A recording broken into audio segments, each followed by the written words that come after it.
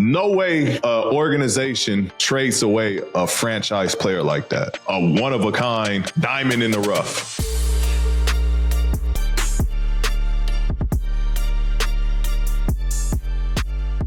Podcast P fam, welcome back to another episode of Podcast P, a Wave original presented to you by Prize Picks. It's your boy PG8. Join with me is the homie Dallas Rutherford. There we go. Introduce first. Keep it going. Yeah. And gotta say the best for last. Jackie Long. I like that, P. I like that. I like that. Did we do that right? Hey, I like it a lot better. Oh, you usually do that at the end. You usually do that at the end, Monkey. Okay, but it was just so perfect because it was perfect how you said say the best for last. You did. Okay, say less. Say less. Let's jump right into this, man. God. It's a lot of shit went down this weekend. I got you goddamn scared me right now. I didn't know, bro. I thought something happened. What shit on the script? I can tell. Shit. A lot of shit went down, fellas. A lot of shit. Yes, it has. Yes, it has. First of all, I got to check in with y'all, man, because I scared y'all. How y'all doing, man? How y'all feeling? Dal, how we feeling, bro? Living good. Monday, had a good day of work, and I've just been following along all the news in the NBA, and we got to talk about it. So here we are today. Got to talk about it. Monkey, I know you're a little older. You getting all the news? Well, I've been getting the news, and you been getting the news. I still been going back and forth to Altadena and Pasadena doing that, and still getting the news on my phones and everything. You did? Come on. You still collect newspapers? Do I? Hey, it's so funny. My uncle used to make me read a newspaper, like a page every day to do something. Like literally every day I used to have to read a newspaper. What do you say? Little Snake, go get a newspaper. I got to tell him something about it, something that I read. I got to tell him about it. P, how you feeling? How's the pinky? Pinky's getting a little better, man. The pinky's getting a little bit better. I'm trying to put, some reps in there. I'm trying to hoop. I'm trying to play through it and get a feel for it. Bro, imagine playing basketball with, like, your pinkies in the air. That's what I'm trying to deal with. Like, shooting is fine, right? Because this is my guide hand. But imagine going left and having a dribble with that pinky just floating in the air. You got to watch a Kobe Bryant tutorial.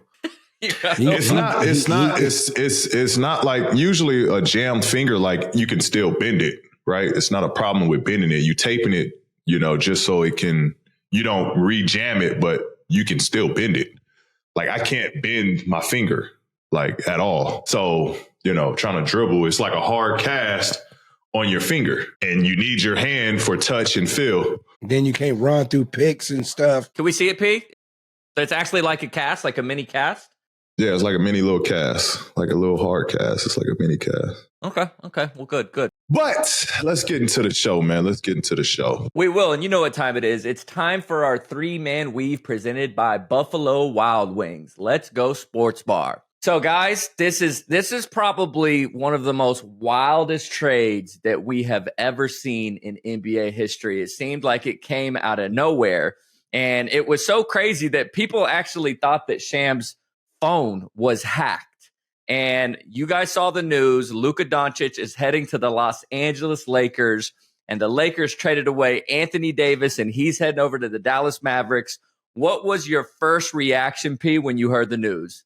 Oh man, I mean, I think I was the same as everybody else. I think you texted the group chat and was like, "Oh my gosh," or something like that. And I woke up to that, and so I'm like, "All right, what the fuck happened?" So then I looked on Instagram. Sure enough, Luka Doncic, Anthony Davis trade, and I mean, still, I'm like, "All right, that's no way." Like they just went to the finals last year. He's a walking triple double with 30 points a night. Like he's a perennial superstar. Like he'll be in this league producing for a very long time. He's only 25. Mm-hmm. No way organization trades away a franchise player like that. A one-of-a-kind diamond in the rough. Mm-hmm. And it happened. I guess it happened. I guess, it's fair for everyone to think anything can happen. Like, anybody's tradable. You know what I mean? That was crazy. For the longest, I thought Wembanyama and Luka was probably the two most untradeable players in the league. Yeah. Guess not. There was a funny quote, P, that Mark Cuban that they kept pulling up after the trade, that it was like, if you force me to make a decision on trading Luka or divorcing my wife, that you'll catch me at the court filing my paperwork for the divorce. So this, it's kind of crazy. He's not the owner. I think I was telling you that, or we were talking about that the other day as well, too, that he's not the, full owner. I think he owns like 27% of the team now. So I don't think he had say in what took place. But Jackie, I'm curious what your thoughts were when you saw the news coming from a Laker fan. Well, first, I thought, honestly, but with him being 25, and we never had like a European person that been a star in a big franchise like the Lakers.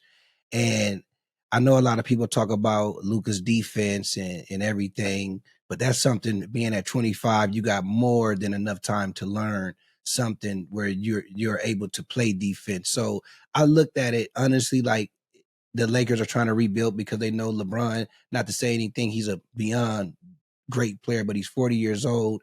And not to say anything about Anthony Davis leaving. Anthony Davis is a great player, been playing great this season, not really getting injured, but it's time to rebuild. You know what I'm saying? Those dudes are older and they got to go. And I know it's a lot of the defense question, but I just look at it with him being 25 and just the whole Kobe story that he has, when they always say Kobe didn't go out to see nobody play. They done told stories on our show about how Kobe went to go see Luka.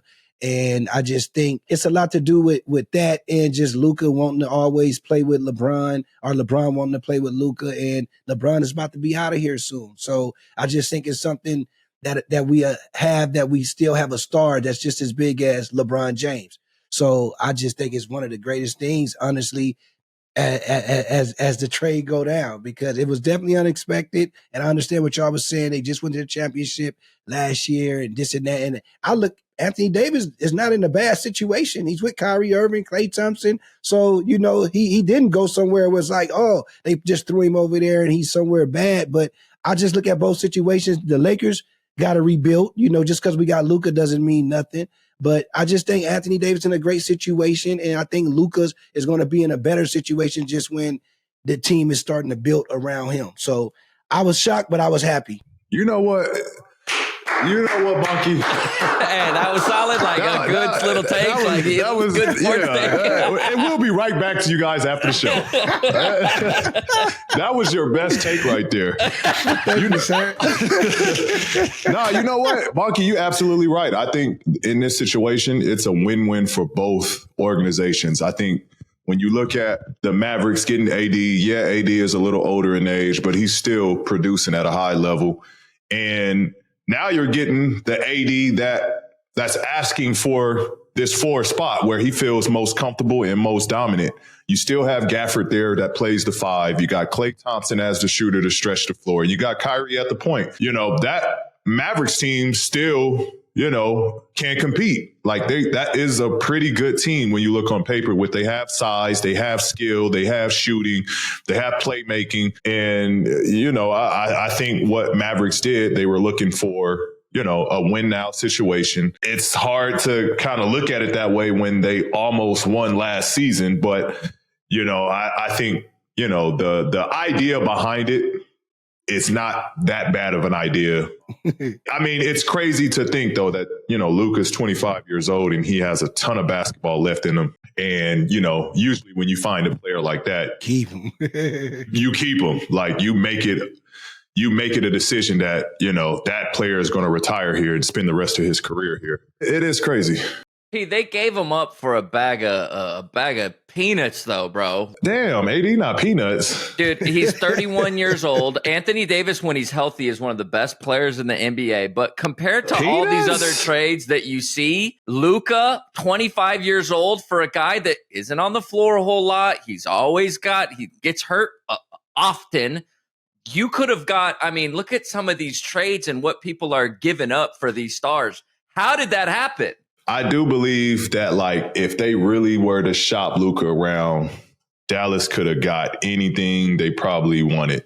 And again, AD is a great addition. He's not peanuts. That's a great addition. But they probably could have did something with more picks and maybe a younger player. And, multiple players, like I would guess any organization, there's a couple guys that's off that list that I think franchises wouldn't trade, like Anthony Edwards or somebody like that a franchise wouldn't touch. But there's a lot of players on each roster that would have packaged something to get Luka Doncic to their team. It's fishy. And for no one to know about it. It's fishy. I don't get it, man. I still don't get it. You look at some of these trades, man, and you gave that player up for Anthony Davis, a first-round pick, and another player. It just, something seems odd. But hey. You scratch my back, I scratch yours. Hey, is it crazy to think after that trade, though, LeBron is the only player left from that 2020 Lakers championship run? And I want to ask y'all, do y'all think the Lakers not keeping LeBron in the loop was a message to LeBron that they prepared, a future without him? Absolutely. I think they took a ton of pressure off Bron. When you look at it from what they did for this season for Bron, they took a ton of pressure off Bron. Bron doesn't have to create every possession. He doesn't have to put the team on his back every possession. He doesn't have to score every possession or play make every possession. Like, the man is 40 years old and he's still triple doubling. But it comes a point where he needs help. He needs, someone to kind of take that over for him. And so I think you look at it from that lens. And then when you look at it from the big picture, we have a cornerstone piece. We're the Lakers, you know what I mean? We're the Lake Show, the most storied franchise in NBA history with, having stars performing on the big stage. So, I think they look at it from a whole picture. We got our piece to set us up for the future. Yep. And like you say, LeBron finally will get a break, depending on how long he stays in the NBA, of course. But playing on that team, he's going to get a break now. Shit. Bron just bought 5 more years. All he got to do is spot up. Do you actually think that LeBron had no idea that trade was coming? LeBron James, yep. That's where I struggle with it. It's like, I get it. Like, you got to kind of protect LeBron, at least I think, because A, he's LeBron, and B, he's got a good relationship with Anthony Davis. It's like, hey, we want to kind of protect you from this so that there's no bad blood there. But I think LeBron 100%. My name Bennett. I ain't in it. Hey. But hey, not just LeBron. Like Jason Kidd said that he had no clue. It seemed like this whole trade was done in the dark. This is how we can find out. Is Rich Paul his agent? I've never heard deals being done that way. You know what I mean? Like, shout out to those front offices for being able to work together and do something with that magnitude and for it to stay, quiet, radio quiet. Shout out to them for making that happen. I just never heard deals being done with that level of star power in the trade that it does not get leaked or, from Jason Kidd's point of view, like your superstar point guard, we think is best somewhere else. Mm-hmm. That conversation, I would feel if I'm the coach, what do you mean you're trading Luka? Like, what? But hey, what's my name? Not just Jason Kidd, but also JJ Redick. You know what I mean? He's got a lot of pressure over there in LA. They've been building a little system, and now he's got Luka without Anthony Davis. It changes the team dynamic on both sides. What do you think the locker rooms are thinking when a trade of that magnitude goes down? I think they looking around like, who's next? What? Who bags is packed in here? They just doing it like that. Yeah, did you see how they took Doug Christie? I bet everybody refreshing their Instagram right now. Let me see if I'm traded. Everybody phones out. I'm out of your traded. I'm still on there. They playing 2K, updating the rosters. Did you see you probably didn't see it, but there was a trade analyzer on 2K, and they did this trade, and no way they got the CPU would not accept it. So like I said earlier, speaking of Luka's defense, what everybody been talking about, the Mavs have been vocal about Luka being out of shape and stressing how important defense is for them. So despite the criticism, what are some things you think Luka should try to learn from LeBron, and how do you see them actually fitting together with such similar, play styles? I mean, that, again, they just made the finals, bro. They just made the finals. At least run it back. You know what I mean? Just run it back. Y'all got shooting, which what y'all struggled against Boston. Y'all didn't have enough shooters. Y'all got Klay Thompson there. At least run it back. If it didn't work this season, then all right, we sorry, but I think what I think Luka can learn from Bron obviously is taking care of your body. Bron is the poster child, when it comes to doing it the right way, taking care of your body, putting, money behind taking care of your body, preparation. Like, he can learn how to really become a professional on this level. I know it's different in the Euro League and guys that come from Europe. You watch Jokic and how they spend their summers. I think, they've been, fortunate that they're really fucking good at this game. And, you look at, again, somebody like Bron who puts a ton of hours in, their body and staying in shape and treatment and working out. I think he can kind of learn that. And I think Bron will take him under his wing on that. There's a ton of similarities with their play, with how they can create and dominate with the ball in their hands and, make the right plays and decision every possession. So he'll get a ton of that from being under Bron's wing, just the IQ level and growing that part of it. But man, it'll be scary when he puts it together and he's in shape. And, I was actually watching highlights with my son today of his rookie season and just watching, how much smaller he was, right. his rookie year, into where he's at now. So, I think the sky still is going to be the limit for Luka. I think he's going to be Luka Magic in LA, which is scary, in a good way, because, man, he's going to create and he's going to be a show in LA. 25 years old, man. Oh my God. This is only the beginning. He's for the big franchise.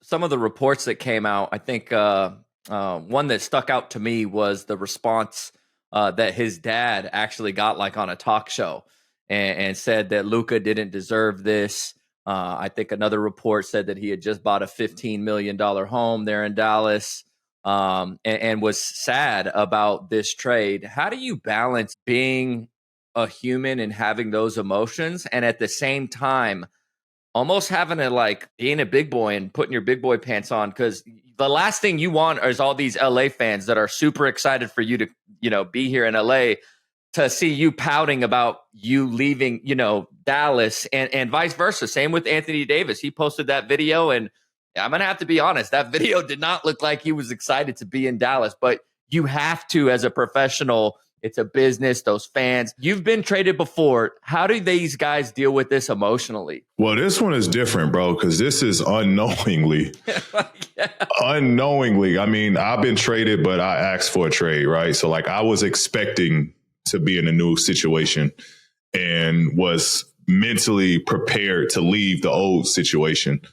These dudes, man, they didn't know they're being moved, right? So, like, you putting your body and soul and everything into this organization. And then, hey, by the way, we think, you're not best fitted here. We're going to move you somewhere else.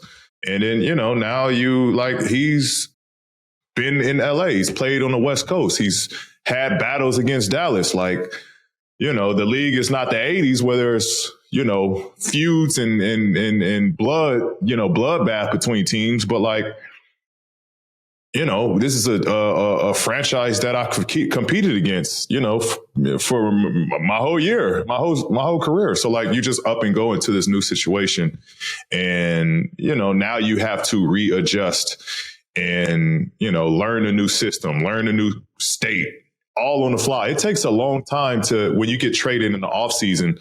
It takes you a good little minute to get adjusted, before season starts. Now have to pick up everything on the fly while season is halfway in the middle. It is a little rough. It is a little tough. But, they're professionals. So, they ain't the first and they won't be the last. Well, I want to talk about some more extremely unexpected trades. That was the craziest trades in the history. So, with that said, we know about the Luka and AD trade. You know what I'm saying? I want to ask y'all fellas, what ranks amongst the craziest NBA trades ever? So with that said, Luka to Lakers, Kareem to Lakers, Shaq to Miami, and Melo to New York. What does that rank? Yep. Well, I don't. Who did Kareem? That's past our time. I don't think that. Yeah, I don't know what came back from that trade. Like, who got what out of that trade for Kareem? Who got what out of that trade for Shaq? Dude, some of the most shocking trades. Pete, your trade was kind of a big deal. That was a huge deal when you got traded to the Clippers. I think of Kyrie to Boston. That was a big trade. I like the Shaq Miami one. I remember that one being a big one. Even Kawhi to Toronto was that was massive. Came as a shock, especially for DeRozan. You know what I mean? That was a shock when I read that one. Laker fans, we're kind of used to a lot of trades happening. So, but this one is a little different. I think that one has to be one of the most shocking ones, just because, again, it's a young superstar. You don't trade away young like that. That doesn't happen too often. A young superstar gets traded away. Not even like he's before his prime right now. Like he's what is going on? He ain't even reached his prime yet. I tell you this, he went to a hell of a big franchise. Yeah, he belongs in LA. There's no doubt, man. Oh my God. I know he lost a ton of money, not, missing out on that Supermax deal and now being taxed in California. But he's going to get a lot of that back with movies, commercials. I don't know about movies, but commercials. Something. He's funny. He's funny, dude. Endorsements. He's doing all sorts of stuff. And at the end of the day, he's going to bring a crowd out. Oh, for sure. For sure. Slovenia, stand up. Slovenia about to show up in LA. The headlines just didn't end there, though. We also had De'Aaron Fox, who was just moved to San Antonio, that also sent Zach LaVine to Sacramento. What do you think about that duo now for the San Antonio Spurs? Wemby, Fox. I like it a lot. I like it. I like that, De'Aaron Fox and Wemby get the team up. I think De'Aaron Fox is incredible talent, super, super talented. Now he has a unicorn. He has an alien out there with him, like a one-of-one talent. That culture, San Antonio culture, is a winning culture. And I think, Sacramento has been, outside of the DeMarcus Cousins days and, the 2000s early era with Weber and Bibby in that days, like outside of that, Sacramento's been struggling for quite a bit to kind of find their identity and put something together. So, I know they had a good run a couple years ago, but, now De'Aaron Fox he gets a chance to be in a winning culture, winning system, with unbelievable talent there. They're only going to get better. So it's a win, man. And then, Zach LaVine in Sacramento, him and DeMar get the team back up. Be interesting to see them with that team and how fast they play. They got another, superstar, or not superstar, but all-star caliber player, Domantas Sabonis there. That team is going to be really good, and they're well-rounded with talent on the roster. So, it's a win. I think all of those trades were wins. I think, obviously, great parity in the NBA. Basketball is going to be popping. This got me thinking, though, Pete, for real, because you kind of mentioned it earlier when you said that you didn't think some people can, get a call or they untouchable. You know what I'm saying? So we used to say that. So I'm asking, can we still say that after some trades like these? And if so, who are some of those names that you think? Untouchable. Well, Wembanyama, untouchable. For sure. And, man... if Luka get traded, man, Anthony Edwards, I feel is untouchable or should be untouchable. What about my boy? Oh, he's tradable. He's tradable. Like I said, he's not tradable if Luka never got traded. That makes sense. But since Luka's been traded, it's a different line. I think that they crossed. Anybody's touchable at this point. Damn. I can't think of nobody else. And Bradley Beal. Stick for that. Hilarious. Bradley Beal's untouchable. Shout out Brad, man. Shout out Brad. We're taking a brief break from the episode to let you know about Prize Picks. Prize Picks is the #1 place to get real money sports action. With over 5 million players across the country, it's the most exciting way to get in on all the action while you watching your favorite sports and players. That's right, Jackie. We've got some exciting matchups tonight in the association. So let's pick some player projections from a couple of games. So first up, a matchup between the Thunder and the Suns. And Shea is leading the league in points, and his projection is 32 points. Are you taking more or less, Jackie? I like that young man. I'm going to go more. That's a good pick. The next one is KD's been balling as usual, and his point projection on PrizePicks is at 26.5 points. You going more or less? That's KD. I'm going more. Okay, Dallas, those are my picks. Now, we have another great matchup between the Spurs and the Hawks. I want to hear a couple of your picks from that game against Victor Wembanyama. Is at 10.5 rebounds, more or less for the big dog. I got to go with more, Jackie. I just don't see a world in which he can't get 11 rebounds. He going to get probably a 14 or 15. But okay, what about my boy Trae Young on 10.5 assists, more or less? This is a little bit more tough, and I love Trae, but only because it's not up to him. They got to make shots. I'm going to take less on 10.5 assists. Okay. It's that simple. You just pick more or less on at least two players for a shot to win up to 100 times your cash. Run your game all season long on PrizePicks. So sign up today and use our code PODCASTP and get $50 instantly when you play just $5. You don't even have to win to receive the $50 bonus. It's guaranteed. Fellas, y'all know what time it is. It's the best time to get some Buffalo Wild Wings because B-Dubs has BOGO days. You can get BOGO deals on burgers and wings Monday through Thursday. That's right, P. You know, I love a good burger. So you know I'm rocking with the Mondays and Wednesdays where you can get a buy one, get one free burgers. Ooh, that sounds good. But I like them wings and things.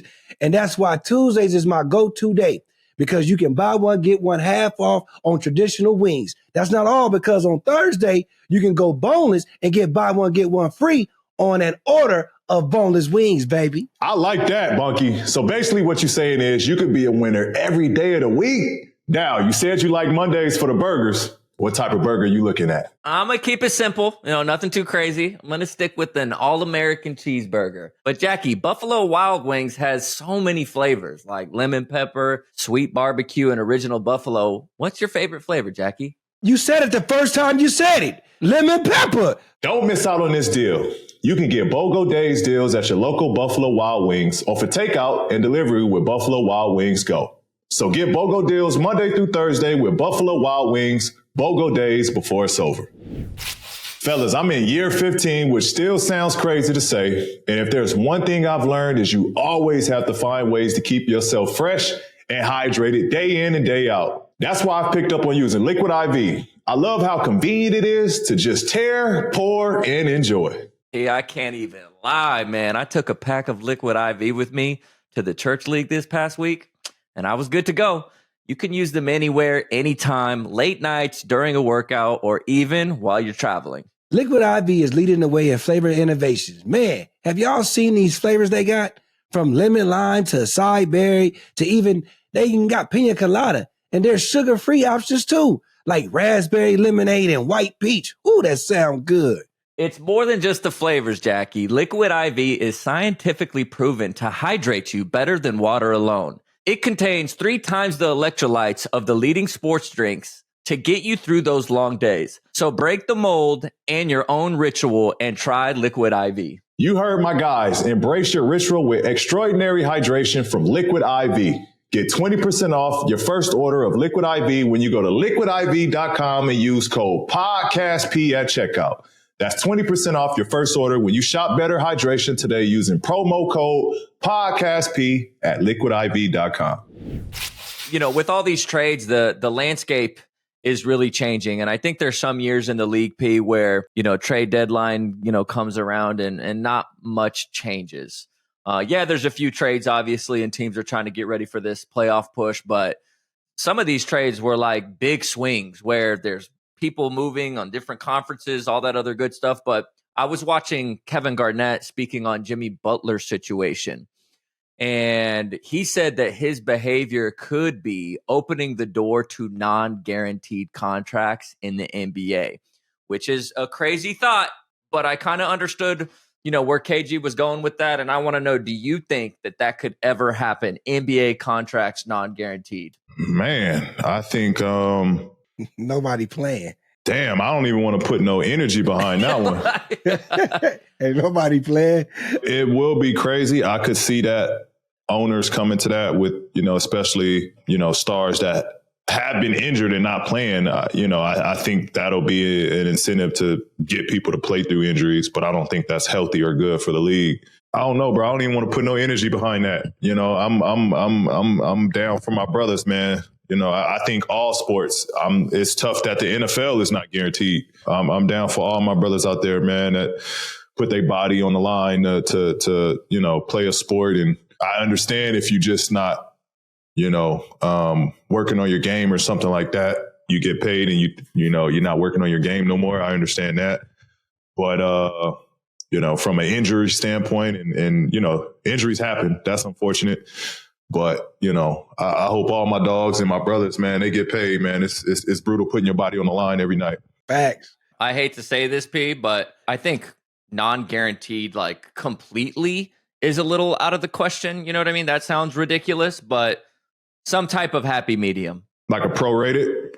Yeah, I mean, you think about it just like anybody else, like at normal jobs, man. If you can't perform, you don't get paid, and there's a limit on how long they'll give you that grace period or how much sick time you get or how much this time. And again, I know you guys are paid extremely well, but I think that there could be some wiggle room where those owners might have a case of like, hey, look, like, I'm not saying it's going to be completely not guaranteed, but maybe like this is partially guaranteed based on these stipulations.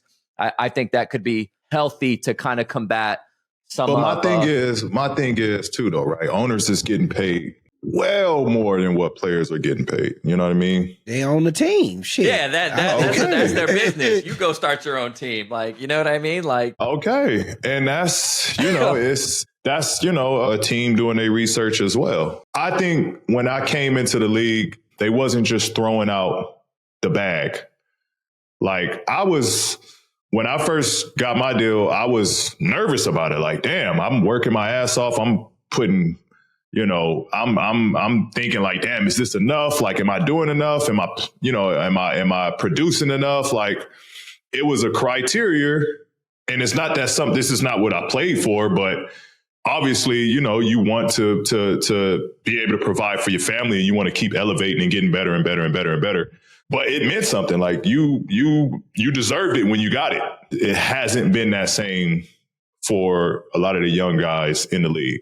I say right now is 82 games a season. To get your guaranteed contract, you got to at least play 60-some games. If you can't play 60-some games, you ain't guaranteed that contract, because what people is watching, regular people at the house, we understand you are a friend. So we understand different. We get to see the world different of an NBA player who actually makes a lot of money. What happens on a regular job, right? And you get injured on the job. Well, it depends whose fault it was. Yeah, depending if it's, you can sue either the company, or if something happened, they put you on, a relieve or whatever it's called. If I'm working a job and I'm in the church league and I bust my knee, and then now my knee... That has nothing to do with your job, though. That's what I'm saying. Like, so you're saying if you get hurt on the job. On the job. Okay, but there's insurance for that. And there's insurances where it's obviously you could sue, but I think that there's, from my understanding, there's insurances in place, like where they do have to continue to pay you, but they don't continue to pay you your original contract, from my understanding. There's a limit on how long they're going to keep you. And that's just is what it is type of thing. I've never had a job other than NBA, so yeah. I was trying to fill me in. So fill me in, please. Jackie, what do you think Paul's first contract was for? I'm just curious what Jackie will think. His rookie contract, with his hype, he went. I don't know, about 3-4 mil. With his hype, is that what he said? With my hype or height? No, with your hype that you had coming into them. I'm saying okay. So about 3-4 million. That sounds about right, wasn't it, Pete? You were my rookie deal or my first contract, like first big deal. What was your rookie contract? I think it was like 8-9 mil. Okay, I wasn't too far off. I want to rewind just a second, Pete, because you were alluding to the fact that they weren't giving the bag out back in the day. What was your point in mentioning that? Because I think there is an argument now with a lot of these guys that are young coming into the league, and they are getting a large sum of money up front. You could make this argument against Luka. I've heard this argument against Zion, that there's not as much incentive for them to, for instance, stay in better shape. Is there anything guys can do? Like, it's almost like, can you blame them? But I want to know what you think about these guys getting their money outside of the fact that you want them to make money. What does that do to the game overall, though? Great question. Because it changes things. It does change things. And, you know, obviously I want the young guys to get paid. I'm not saying that. I do think that, like, again, when I came into the league, that obviously times were different and the league wasn't, you know, he wasn't generating that much money from the TV deals as we are now. So obviously the money wasn't there, right? So like my first deal was like 90 mil. I think now it's like dudes are getting, you know, 250 or 220 or something like that. You know what I mean? So the money is definitely different after that first deal. And then, you know, and then now they're set up for, you know, 300 after that or 250 after that. Like it just keeps going up and up. But my point was to say that, like, I just felt you watched the guys before you and it was like, you know, that's what I'm working hard for. I'm working to, you know, continue to better myself. You know, I'm not playing for a contract, but obviously I know what's in the cards if I produce. And it was criteria you had to meet, you had to reach. You know what I mean? You had to make all NBA. You had to make all-star games. You know, it was incentives for MVP. Like it was stuff that was labeled in there that would give you the right for that amount of money. I think that's where it's kind of lost with the guys being paid that kind of money. Because the people before you, they wasn't getting the bag like they get, like the people getting today at all. And they was playing well, yeah, I mean, times is different, bro. Yes. Times is different. Times is different. I was going to say, that's no knock on someone like Luka or Zion, because to be honest, bro, I think 99% of people, you know, if someone just 25x'd my salary out of the blue to do the same thing that I've been doing, I think it's just human nature, unfortunately. When you're talking that kind of money that you guys are getting paid, most people, I don't think, would have the same drive anymore. Mm-hmm. So anyways, good combo. Well, speaking of changes, we're going to change it up a little bit, man. And we got to talk about this because it's hard. It got me upset. This damn all-star voting. Okay. Because I seen a lot of names left off the list that should have been there. And y'all know one who I'm talking about. Well, two who I'm talking about. Because one of them is a friend of the show. He been up here, Tyrese Maxey. Okay, LaMelo Ball, my favorite. Oh, and another one, my boy Trae Young. He done been up here too. And I'm even most shocked Sabonis didn't even make it. So what changes need to happen with this damn voting system, P? Because it's stupid now. I don't even want to watch the All-Star. I don't. Obviously, Trae and all of those guys are worthy, right? LaMelo, Trae, Tyrese, Sabonis. You know, Tyrese has been playing his ass off, like balling out of his mind. He was well deserved of a playoff spot. But I do think you should reward the guys that are putting up stats on winning teams. It's unfortunate that we couldn't be in a better position for Tyrese to get his all-star nod because he is playing at an all-star level and should have been an all-star, no doubt about it. But when you look at the guys that did make it, they've been rewarded because of the record that they have. And they're putting up stats. You know what I mean? Like they are putting up stats as well. And they're getting a nod because of what their, you know, what their record is. You know, so I think that is the incentive when you're comparing. It's so much talent, but when you got to compare who should make it and who shouldn't, it comes down to like, all right, well, who's in playoff spots right now and who's not. And that's kind of just how they do the voting system. So the voting system, because I've seen things going around where it says LaMelo was first in voting points. Yeah, I don't understand how LaMelo didn't. He won voting. He won the fan voting, I think, which is for a starting spot. That's where I was confused. So if he won that, then he should have been a starter. That's what I don't get. Like, you gonna let that young, exciting player who got all the kids involved in his whole shit, and you don't let him go to the All-Star? I can understand anybody else, whatever, but I'm just saying LaMelo, the kids all love him, and that's what basketball's supposed to be for the kids, man. And that just don't make sense. You see, Jordan Poole, Jackie, said that he's disappointed he wasn't an All-Star with an 8-41 record. That's hilarious. Someone that we didn't mention, P, that I think we should give a quick shout out that I think should have been an All-Star, and people are going to be like, oh, this other team. Norman Powell, man. He was an All-Star this year, and he is on a winning team. The Clippers are overperforming. Most people, including myself, did not think the Clippers were going to be where they're at right now after the trade. And the best part and why I love Norm so much is how he's handled that. All the interviews I've seen him, like, hey, it was a goal of mine, but I'm still working on, I'm going to move on to my other goal. He's just a true professional, and I think he deserved it this year. 100%. I think he put a hell of a season together so far up to this point. I had him down as an All-Star. I had him down as an All-Star. I thought he did enough, especially where the Clippers are at, him holding it down, him being super efficient with the numbers that he's putting up as well. I thought it could have went either or, you know what I mean? They went with James. James is the leader of the group. They went with James. Hey, Uno is an All-Star. I don't think that. Absolutely. They absolutely. I think it was. I don't think Clippers put two in. You know what I mean? Being a 6th seed or 5th seed or whatever, I don't think Clippers put two in. One of them had to get in, and obviously Uno is the leader of the group, so went with Uno. But Norm was very deserving of an All-Star nod this year. I was shocked to see Uno though. No lie. I knew somebody was gonna make it. Hey, his shoes.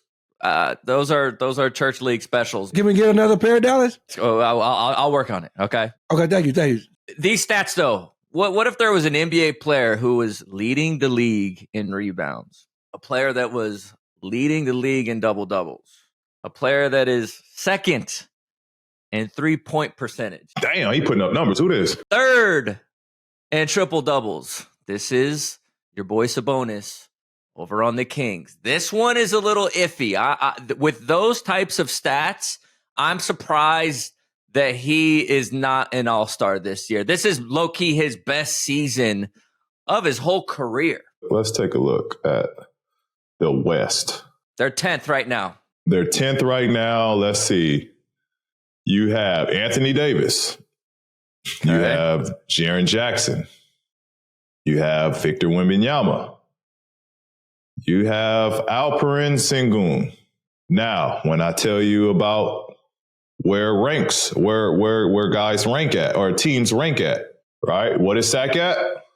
10th. And what is the Rockets at? 3rd. Okay, so he's getting in. Where's the Spurs at? Spurs is at 12. The NBA is not going to not put Wembanyama in the All-Star game. See, that's the issue, I think, right there. I think it's just the consistency. Back to kind of like, not to lose topic, but like MVP voting. Like, what is the criteria in order to being an All-Star? I saw this one, P, unpopular opinion. Where are the Golden State Warriors right now in the West? They are not sure. They are 11th. And I know this sounds crazy, but I think you could make the argument, why is Steph Curry an All-Star this year? Is it just because it's Steph Curry and the NBA is going to do that? They're 11th. Yeah, that's fan voting. But damn, LaMelo. What? You're right. That's crazy. There's got to be some consistency. Yeah, you're absolutely right. I have that. That is a good, counter to my reasoning. That's a great counter to my reasoning. I don't know. Let's hold on. Let me get Adam Silver in here. Call your boy. In the world, new generation, that's called clocking your T. Yeah. Let me get Adam in here. Let's see what's going on over there. I've learned. Jackie was so hyped to say that right there. I've learned it. Look, I think the fans have the hardest time giving players the respect they deserve, P. Like for instance, Kawhi. After everything that man did for San Antonio, this dude, for some reason, still gets booed every time he returns. P, can you please explain why does that still happen to that man? Yeah, I don't know. I didn't watch that game. They booed him again. They booed him again in San Antonio. They booed him. I don't know, man. You know, the guy won a championship. He had a finals MVP, an all-star, defensive player of the year. Like, he's done a lot in that organization, for that organization. He's one of your own. You know what I mean? Y'all made him and y'all watched him grow up. And if he decided, it's not personal between y'all, like you and the fans, it was between him and the front office and the coaching, from my understanding. I'm not sure, you know, where that line was or where it went sour at, but it had nothing to do with the fans. You know what I mean? So that goes to our rule, right? Like, when a player wants to go somewhere they think is a better fit for him, then it's a problem that the player wanted to leave. But you had a situation where Luka gets traded, AD gets traded unknowingly, and there's no blame on the organization. You know what I mean? What if Luka comes into Dallas and middle fingers, you know, every time he scores or every time he makes a three? You know what I mean? Like, is he right for that? No, you got to let that shit die, man. You got to let that shit go. It's crazy. It's crazy. I understand fans and your fandemonium and your love for your team and your city. But if it's one of yours, man, and they did great things, I can understand if he didn't do things and he trashed the organization and said nasty things about the fans. Facts. All right, F you. Like, we coming for you. Exactly. He did what he thought was best for him. He won there. He did special things there. He wanted to move on. Let the man move on. I think that regardless of the boos, I would imagine that most of those boos come from a good place, if that's possible to understand. Absolutely. It's hurt. That's what makes sports is just, you know, hey, you're not with us anymore. Like, we're going to boo you, but deep down, they know. Mm-hmm. It's all good. Hey, did you see KD and Gary Payton going at it, trash talking during the game? I saw that. That was funny. I loved it. If I'm in the ceiling, I'm in the rafters, like something like that. Gary was really trying to, like, that was the funniest part, was like, he's not in the front row. He's like 4 rows back. So, like, all the way back. Bro. That was two uncles right there, man. That was two uncles getting into it. And KD gets into it with everybody. Have you ever got into it with an old head like that, P? Not on that level, but me and Tim Hardaway, obviously we played Detroit and you know, Junior, Tim Hardaway Jr. plays for Detroit. So, you know, Senior was at the game, and I think I fouled or I got called for a foul, and I forget what happened, but we were jawing back and forth a little bit. But it wasn't on some trash talking like that, but we were, you know, talking, you know, we were chirping a little bit, but it was same context of KD and GP. It was like, you know, all respect and love, but we was jawing back and forth a little bit. And but I ain't never been in like no heated trash talking with an OG. You know, I respect the OGs. You know, obviously KD respects Gary Payton, but hey, man, at the same time, you got to protect, you know, your what you've created. You got to protect your entity as well. So somebody coming for you, you got to pop out and show niggas. Ironically, Jackie, that we've talked about the Netflix starting 5, and I believe that in an interview, KD said that, hey, I was mic'd up for that. So we're actually, instead of just getting the audio that people just kind of do through Instagram, KD was actually mic'd up that whole time. So we'll be able to watch it on Netflix when it comes out. I can't wait. I can't wait. You think they planted that? Oh, you should have told me that. They probably planted Gary. As you know, Gary go, hey, wait a second. Boy, you know, boy, I teach you something, boy. Boy, you used to play for my team, boy. Yeah, you got drafted to the Sonics after me. You gonna see the motherfuckers in the back behind Gary with the little boomstick, like. They say Gary about to go coach Seattle Supersonics again when they come back. Gary ain't about to do nothing. That's funny. The KD played for Seattle Supersonics too, right? Started there. So did. Good shit, Dow. That is a wrap on the 3-man weave. Bonky. This has been a great one so far, but I know you got some good shit for us too. What you got for the 2-minute report, Bong Bong? What you got? Come on, man. So on this week's 2-minute report, fellas, I'm going to make it easy and simple for y'all, baby, because it's just what it is. What are your Super Bowl predictions for this Sunday?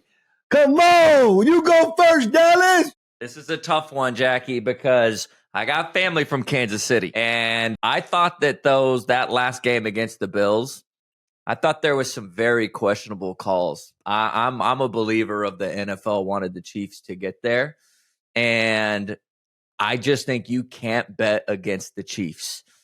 Someone's got to take them out, and I'm going with Kansas City winning another one. What score predictions? You got score predictions? Ooh, score predictions. I'm going to go 24-31. 24-31. Okay, say less. Okay, you go, Pete. Your turn. Obviously love on both sides. Shout out both sides making it to the Super Bowl. Obviously, I'm in Philly. I gotta represent Philly. Gotta go with the homies, and that represents the same city. Shout out Slay. Shout out the homie Slay. Duty. We be getting dubs with Slay, man. Shout out Slay. I gotta go with the Eagles, man. Saquon's been a problem. I would love to see a Jalen Hurts win a championship. I think it'll be great for the city, man. They ready for it. They ready for this win. But, I'm excited to watch a good game. In all of it, though, I'm going to say Eagles score 31. Kansas City scores 21. Okay, 10 points. 31-21. I'm going to be like you, definitely, P, because I definitely just want to hear up and get Gilly the kid out my head with his dance.